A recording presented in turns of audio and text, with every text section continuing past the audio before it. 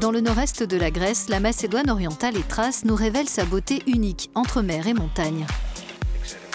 Ces îles de Tassos et ici Samothrace en sont la parfaite illustration. On y trouve de petits lacs appelés vatrès, formés des eaux des chutes et abrités par des formations rocheuses impressionnantes. C'est aussi la terre d'origine de la Victoire de Samothrace, statue antique, aujourd'hui star du musée du Louvre avec ses 5,5 mètres de haut. Nous avons derrière nous le sanctuaire des grands dieux. C'est là qu'a été découverte en 1836 la grande statue de Niké, connue sous le nom de la Victoire de Samothrace. Les gens d'ici espèrent qu'elle reviendra bientôt dans son pays d'origine. Pour autant, cet endroit suscite toujours l'intérêt des chercheurs grecs et étrangers.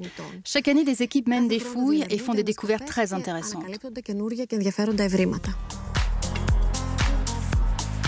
Sur le continent, la région a d'autres attraits, notamment sa capitale, Komotini, et Alexandroupolis, dont le phare, l'un des plus imposants de la mer Méditerranée, est devenu l'emblème. Non loin de là, Xanthi dévoile sa vieille ville et son architecture traditionnelle.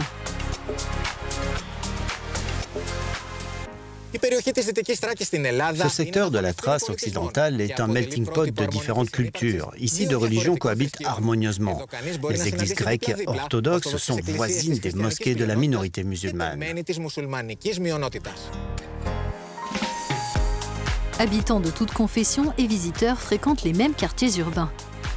Les touristes ont l'opportunité de rayonner entre différentes communes, peu éloignées les unes des autres, en particulier pour participer à des animations culturelles ou encore déguster les spécialités locales. Si Komotini est réputée pour son café, Xanthi met elle en avant son petit gâteau baptisé Carioca en référence aux habitants de Rio.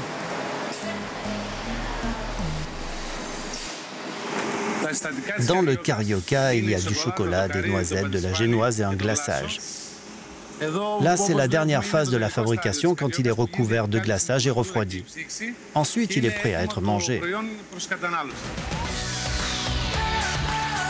En Macédoine orientale et Thrace, la nature n'est jamais loin et les activités de plein air sont nombreuses.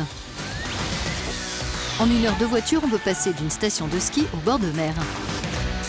Le fleuve Nestos est un lieu idéal pour pratiquer le kayak notamment.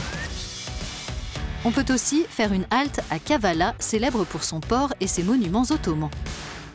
Puis sur le site archéologique de Philippe, inscrit au patrimoine mondial de l'humanité.